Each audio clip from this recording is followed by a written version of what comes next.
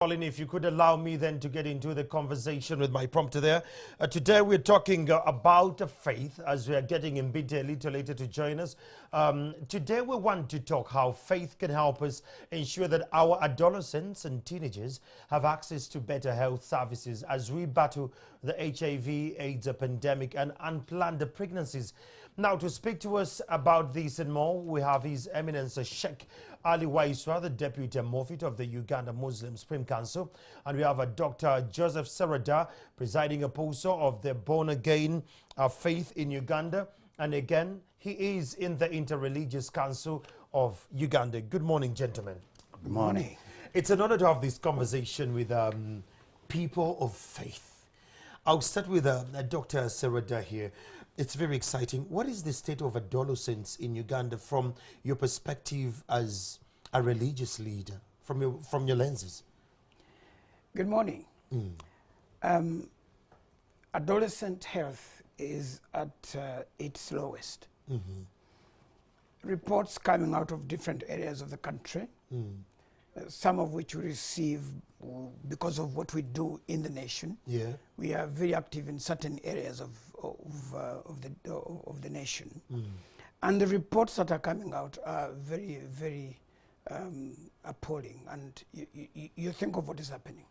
You are thinking about teenage pregnancies. They are their highest now. Yeah.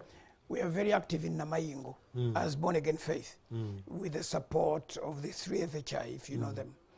And what you see there is so many young people who have not gone back to school, where possibly we now are getting to learn that they were getting a bit controlled and supported by the school systems. And therefore, in that way, they were walking away from these daily temptations that come to them when they are loose in the villages. So high pregnancies. The onslaught of the enemy through HIV/AIDS is going up. Loose living has erupted all over the nation. Casual.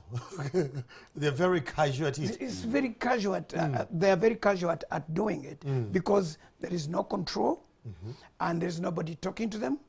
And it looks like the nation has lost grip of what the morals should be, especially with the lockdowns and all of this.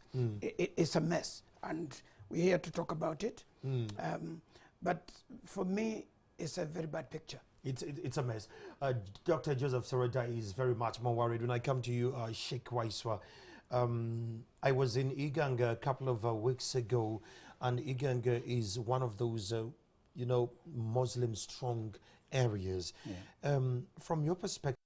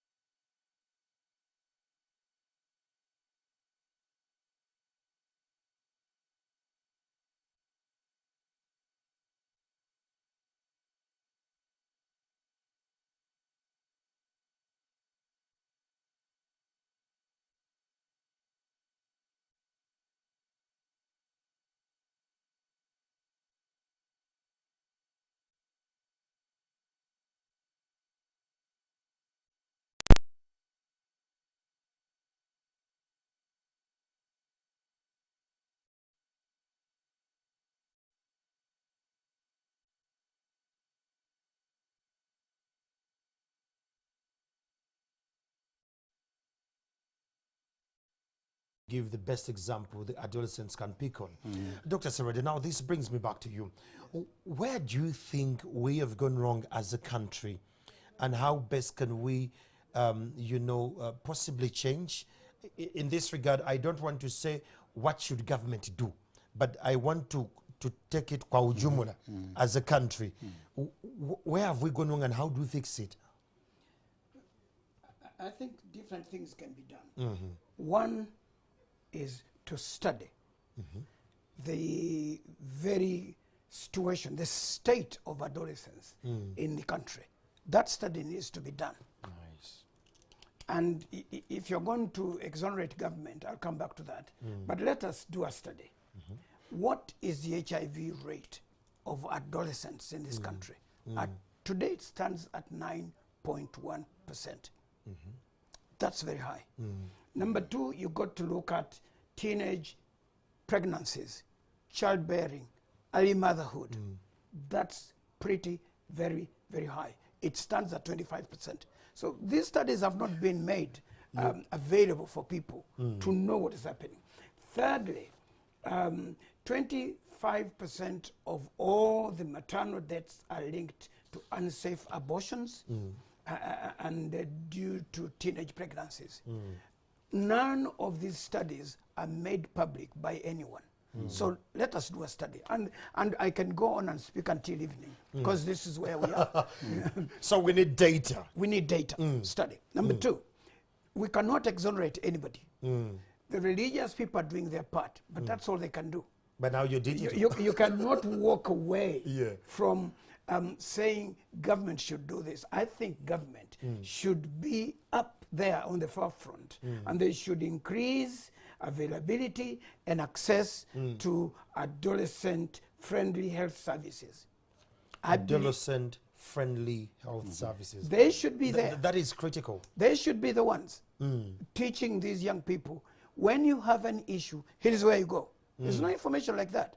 Oh, yeah? You don't go to any hospital and see anything set aside for young people. Number two, and of course with the follow-up on that, what is the information that government is giving out on HIV/AIDS, on condom use and all of that? Even now, as we talk about COVID, the first message that came out was, young people below the age of 20 don't even need to worry about anything, because when COVID catches them, they fight the it immunity off. is stronger. The immunity is very strong. the immunity is very high, so they are safe. The Seredas should be worried.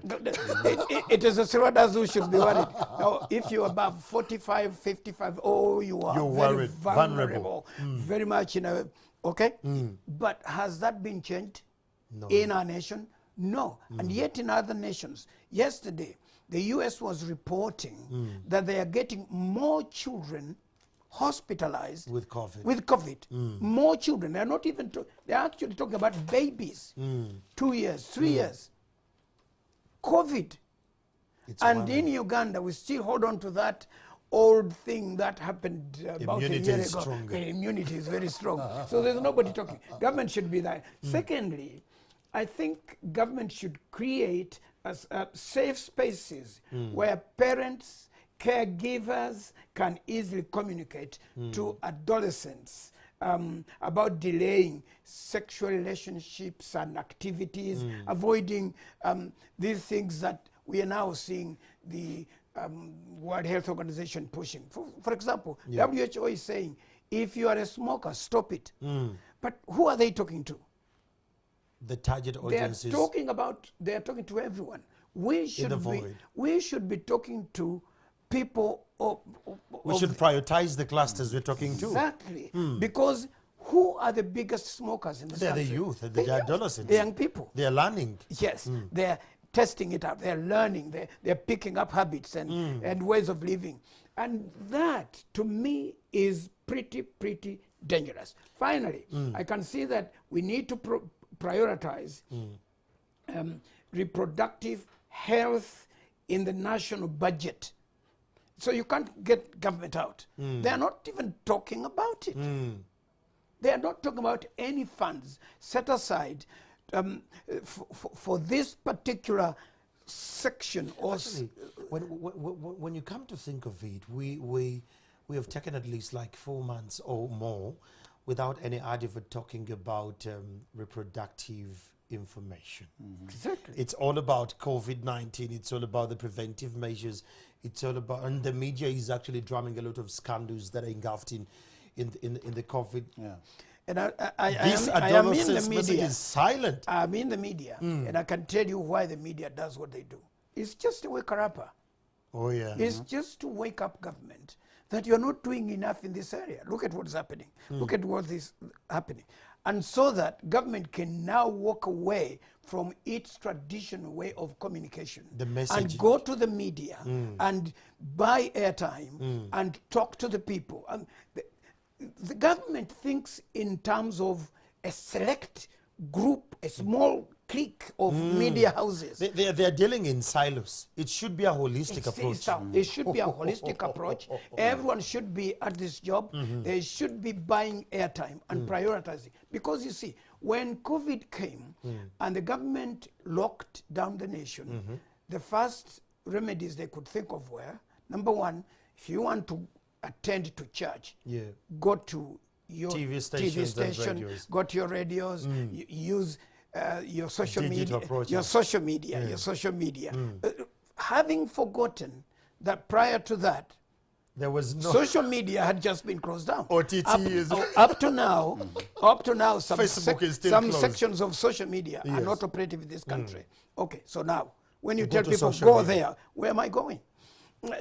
disoriented approaches If you here. say, I'm going to speak to people, people who speak English and in this The kind elite class, who are you talking to? You're talking to people in Kampala. 12% of the You're talking to population. some people in Jinja, a bit of Uganda, and from there, Mbale. You need to skip and jump to Mbale.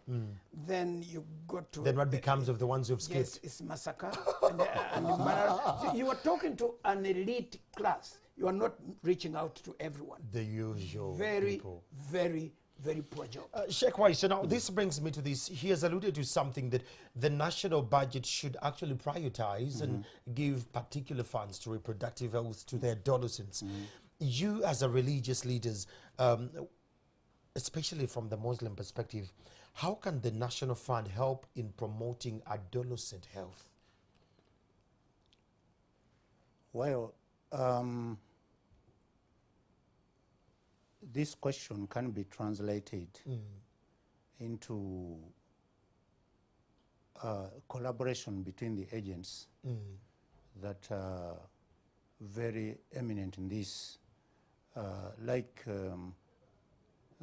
the government agencies and the religious organs, the faith-based organizations, the health centers and hospitals, and then they all have to come together with a plan of collaborating together, of working together to put this into action in order to help the adolescent health benefit out of this kind of situation. Also, these agents need to bring out the concerns of the adolescent health. Like doctor was putting it right. You see, the concerns of the adolescent health are not really addressed in the widespread community. True. Beginning from right away the government, it ought to strengthen this because what we see today is a broken families, broken bonds of families. Families are broken totally in terms of morality, in terms of practical model examples that they should render to the adolescent people. The families are now more engaged in material things of their survival than actually doing the obligation of rearing the adolescent, the upbringing community into the reality. You see, as the doctor puts it, indeed the study is very important, but addressing issues of family bond is also equally important. Critical. Because families have been broken. And what can help us in this regard is people to know what things can help the family to remain strong and work together. One very major thing, one major component in this is communication. Communication is something that really is very much missing out in our families. You see parents want children to do good things, but the way they inspire this is through instructions, through orders, as if they are building an army. In the barracks. You see, they cannot inspire them through kindness, through close relationship. Actually, parents are never close to their children. Yet they should be close. Yet they should be closer. Now, Sheikh, that brings me to another topic here, rather another context to your conversation. What are you as religious leaders doing with your structures to make sure that this information is cascaded down to the adolescents, even in the wake of the lockdown? I understand at the district level, at the parish level, as Muslims, you have structures, the Christians have the structures. Even in the wake of COVID-19, how are we cascading this information that they go down to their peers and they tell them, oh, and you need to maintain it. How are we getting that information? That's exactly what we have done. We train our clerics, we engage our clerics at different levels. We publish some materials that serve as guide for these clerics in order to be able to address the issue uniformly. We engage the communities through physical meetings and also through the media. We also try to render counseling services. Counseling services are very important across different ages, but beginning, of course, with the adolescent age, which is very important. So we go on practicing this, monitoring it, but ideally we require support in that direction because as religious institutions we have limits that cause us not to reach far. Yeah. Well, on Twitter here, you'll bear with me. While we're having this conversation, I tap into the ones online. Malumba Matthias says, a very great morning. Thank you so much for having this conversation with the clerics, and I'm grateful that they're talking about reproductive health. Now, my question is, back in the day, Dr. Serada, we had Glovimo, we had the True Love Weights, we had the PKs. All these agendas were geared towards having a youthful adolescent who knew their reason of living and purpose. What happened? Well, I thank you, Mr. Mulumba, for the question. Nothing happened. Nothing in the negative happened, except, as you heard the Sheikh say, we are hindered, our efforts are hampered by lack of financing. Okay. That is a big, massive issue. Okay. When the government wakes up and says, what programs do you have? What you had, Glovimo, was the glory of the virginity movement. That was ours. When you had PK, that is Preacher's Kids, that was ours. Our efforts. They're most vulnerable, by the way. Yes. So nothing happened. We had the True Love Weights where people used to come to school. True Love Weights, that's ours. And we wrote It's those not chicks. government property. Government has no claim on those. Oh, yes. And there is a lot more. So, but the point here is, there are things that, and I'm glad that this program is coming on today. On the Youth Day. Today is International Youth Day. So when we talk about these issues, it's a concern that comes out of our hearts, out to the community to say, our children, for you, you have classes and you call them adolescents, you call them youth. You have those soft, nice, beautiful, technical words. For us, they are our children. True.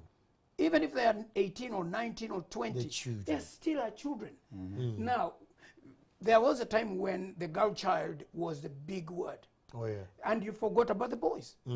Now you're finding out that the boys are as vulnerable as the girls were. Okay. Secondly, efforts therefore must be made to make sure that both boy and girl are protected against anything that attacks them in this time. Let's look at some things. Girls and women, even during the COVID, the lockdowns and all of these other limitations, have been raped. Gender-based violence is suffering in quiet. Exactly. But nobody's talking about it. Yeah. And nobody's discussing it. They are beaten, they are sexually molested, they are physically abused, and no one is bringing out these issues except in a mocking way. Yeah, for example, when you see a young girl, 15, or from 15 to 20, maybe 20 years, I think the one I saw on the media was a 20-year-old girl fighting with her mother over a man. Abomination. And the question was, why did he leave you to come to me? This is a young girl asking. Really? Yes. It was disturbing. on the video. Okay. So I'm saying that COVID has just made a very bad situation So, Doctor, even worse. how do you then protect the women and the girls from the gender-based violence and all this kind of conversation that are very negative in our communities? Well, number one, I think, is enforce laws that protect girls and women. Enforce them. Make them active. Work them. Take them from the book to the street. Enforce these laws. Nice. Secondly, I think what we can do is support victims of violence, victims of this social injustice, to actually access justice, to go to court and be heard. Well, I'm not saying that everything is correct, but in America and in Europe, before you go to court with a girl or a woman over any matter, they got 20%, some even 40% of the case already in their hands. So once they accuse you, you are competing over the 60%. Chances are you're going to lose. Chances are that you lose. The support structure is there. Men keep away. Even if you're very angry, you can never push, box, or do anything. You can never speak rudely. Never. Because the laws are respected. You can never start because the laws are strict. Earlier on, we had a comment that came in from Melanie on Facebook. Kwachi, thanks, Melanie. Melanie said that, Dr. Serada, when you talk about the silence, women and the girls suffering in silence, she said that the girls in the mass choirs, the worship teams in the churches, are being used by their team leaders, and they're suffering in silence. They cannot even speak about it. What's your comment on that? Mass choirs? Mass choirs. They've not been operative for a year and a half. Maybe, but it doesn't take away the vice that it has been happening. Well, if it is mass choirs, then there are Matari groups. It's religious groups.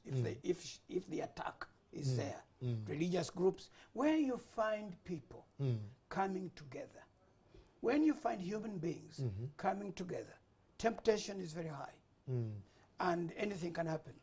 Depends on the moral structure of that organization or the controls that are in place.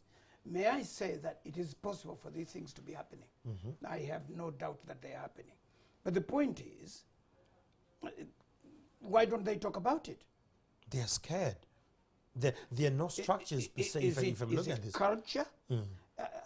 Uganda is not allowed to say so-and-so, Andrew attacked me, or Andrew molested me, or Andrew, is it ours? Do we live in a cocoon somewhere where we are not allowed to say something? Serada did this to me. I think a pastor approached me in an appropriate way. I think the fear here, Pastor, is, Dr. Brother, it's that these people hold a lot of clout in our religious dominions. That coming out and you say that the head of our worship team did this to me, first of all, no one is going to believe you, maybe. Have we provided structures where the teenagers and the adolescents within our dominions can come and say, so-and-so did something this to me, and they're going to be given the support they need? May I say that by the time you are in a church choir, you've come to a point where you know some things at least. You've not just been taught music. No. even if you have a natural talent.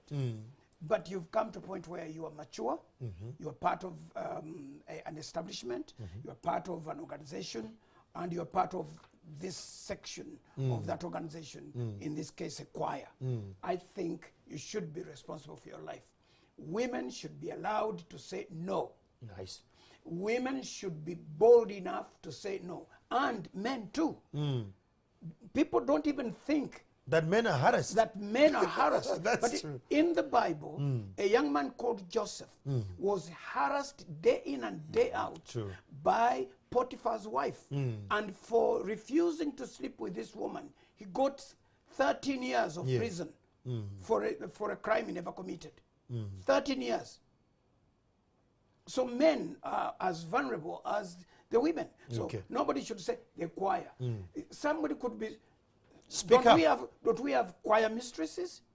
We do. We do. So what about if the choir mistress, the chief choir person, happens to be a woman and looks at me with a bad eye?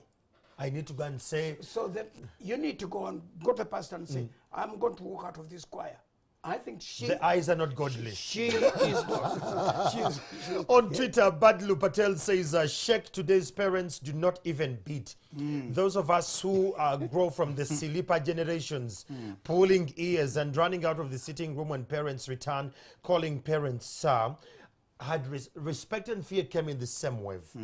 And he goes ahead and say, how can we fix that? Then Amanya says that what you said is 80% true. Parents need to change their approach to their children. But then again, he asks that, why do you think parents are detached from their adolescent children? Well, there are so many reasons why parents are away from their adolescent children. You know, the education system in our country, previously, before the civil wars in our country, the mode of education was day scholars. Many parents were in for day schooling, but because of rampant wars in the country, people chose to go for boarding schools, and the culture of boarding schools took over totally. Now the time that parents spend with their children is lesser than the time they spend in schools. So that's a very, very important important point that really detaches the parent from their children.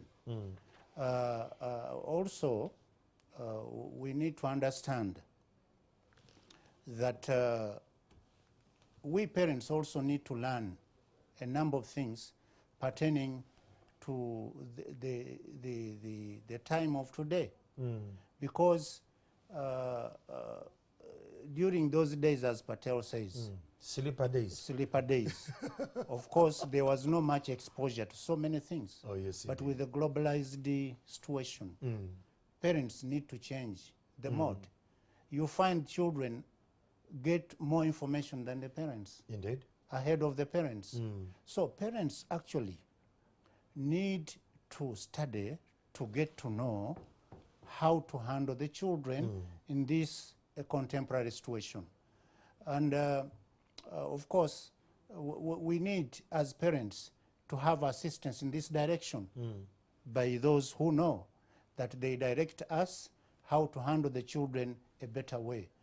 And then we need to establish also how parents can easily understand the challenges of their children. Easily is the key word. It's very important. Otherwise, we are in we are not in the know, parents are not in the know, and therefore it happens that they cannot render a service that is relevant to the concerns of the adolescent. Wow.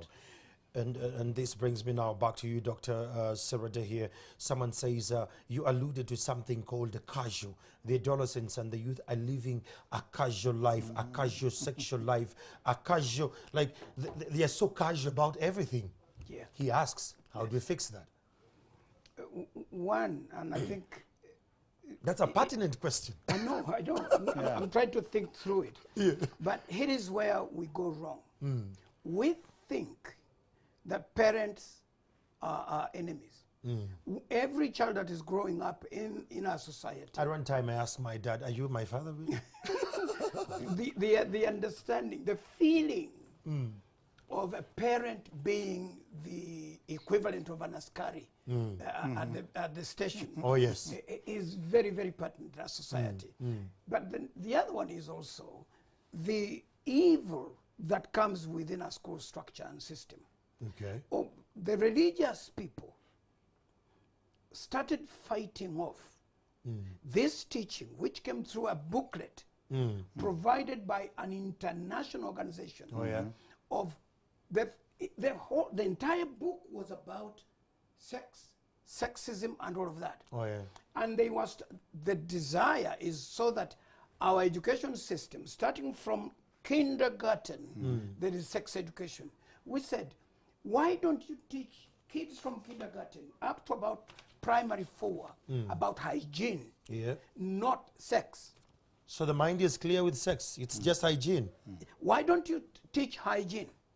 Then starting from when they're about 12 or 13 or 14, and then you can start talking about those things. I think that. But why do you want to say sex education toddlers for kindergarten kids? Why do you do that?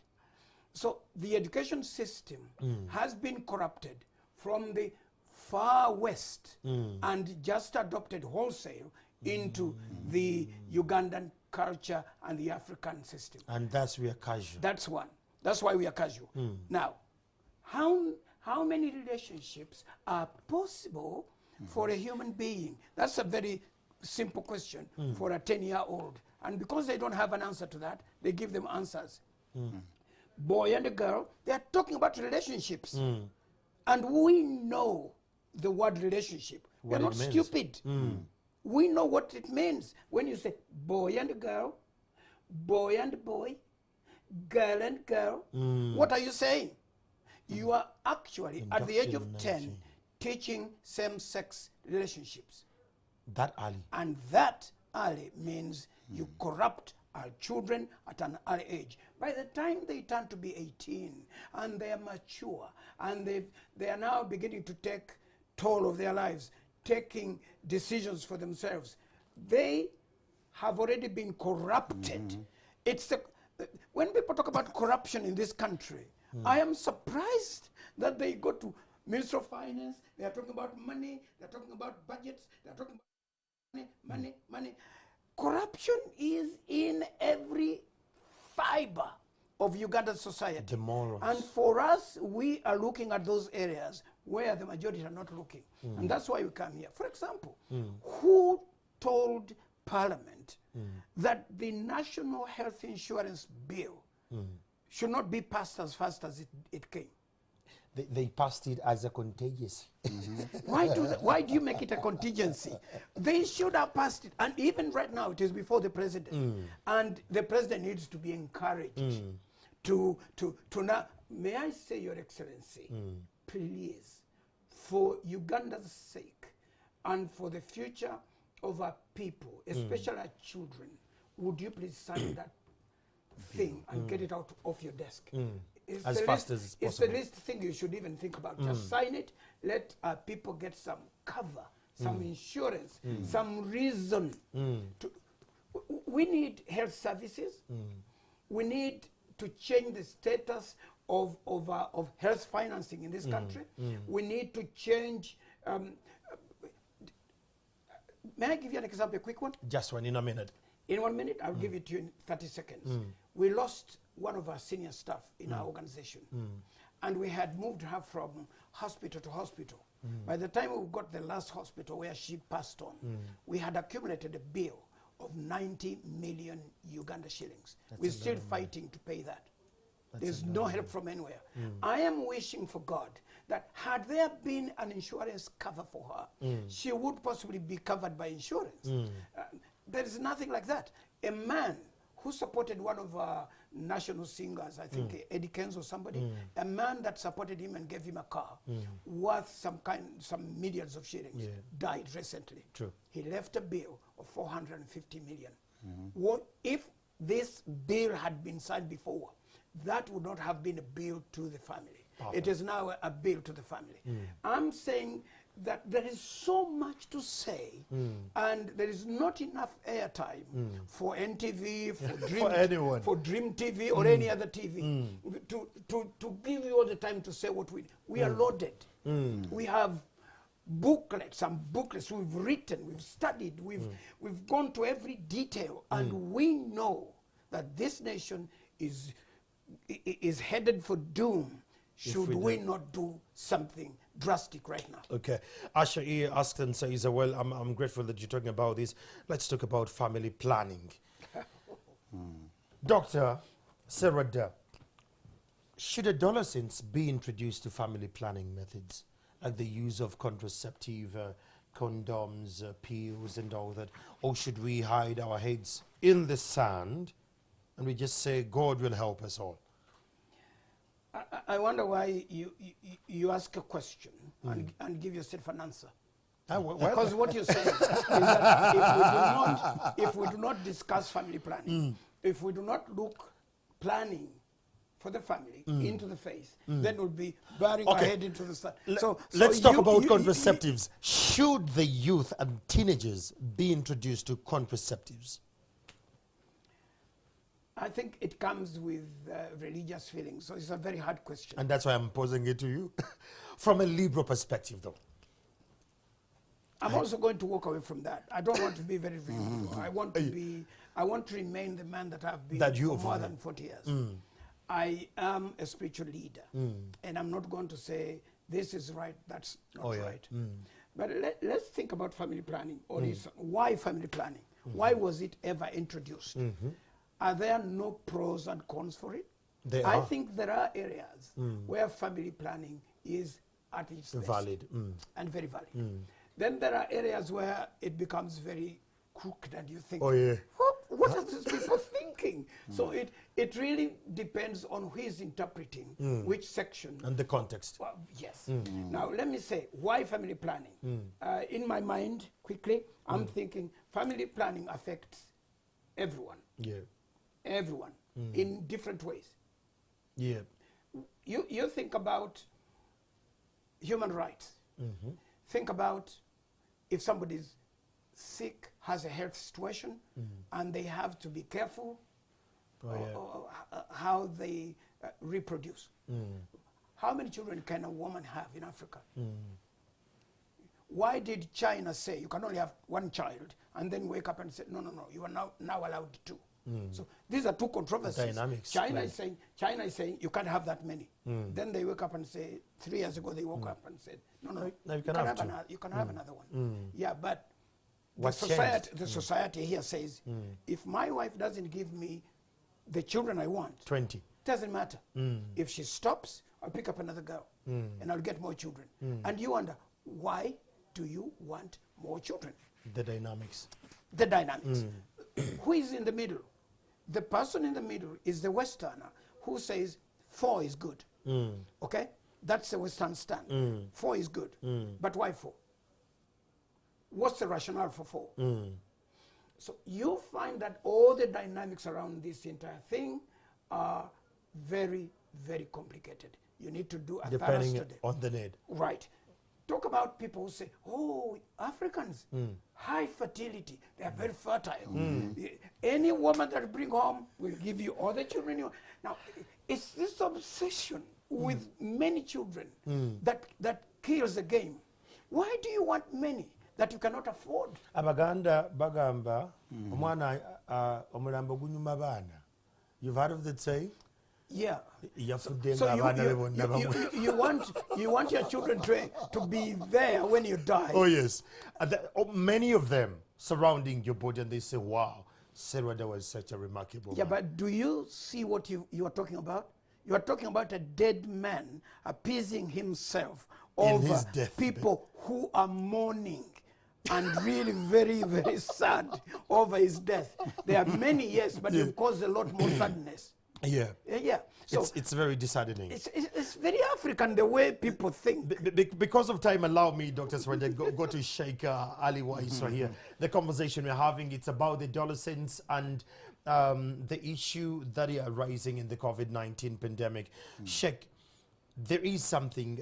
This week, I was here with one of the lawyers. He's suing government for closing up the religious gathering centers. What is your comment about this? Because from the early submission from Dr. Sereda here, he said that the religious gatherings and possibly the schools, these gathering centers, they were support structures that protected the adolescents in this way. What is your comment about the closing of the religious places of worship, and how best can we navigate it?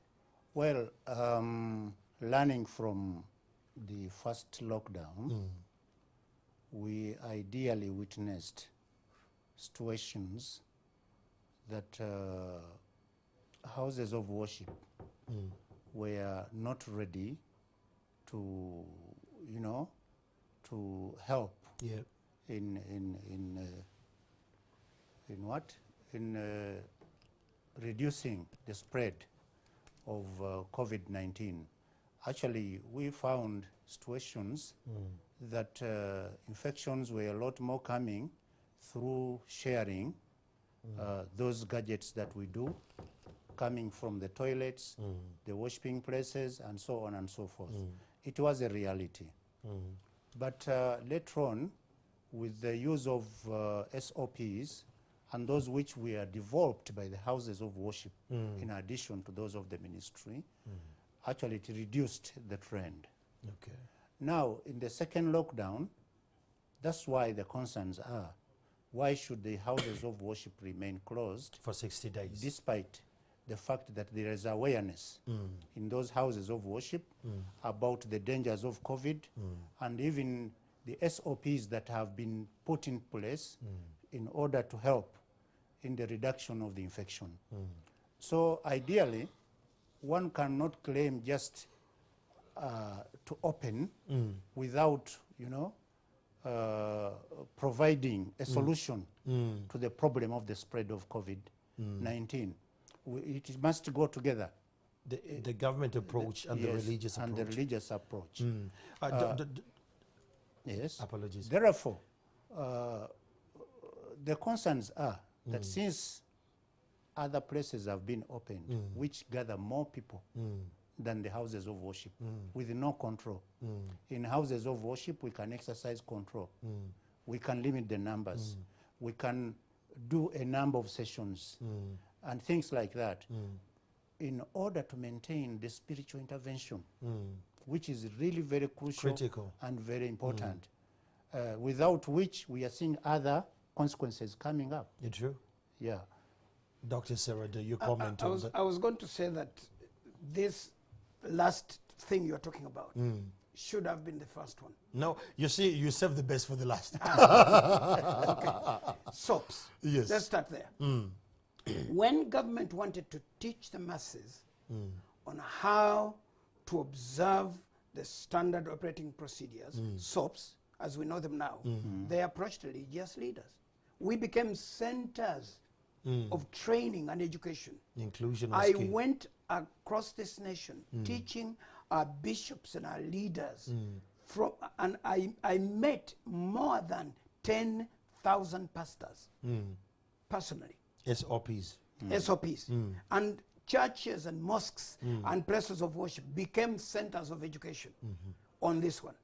So you think of what has happened to us. What will government tell us now to do for them next time?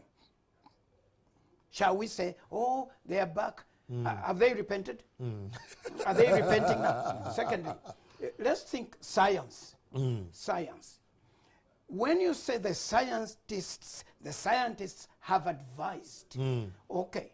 Even after we open, the churches will have to wait for 60 days.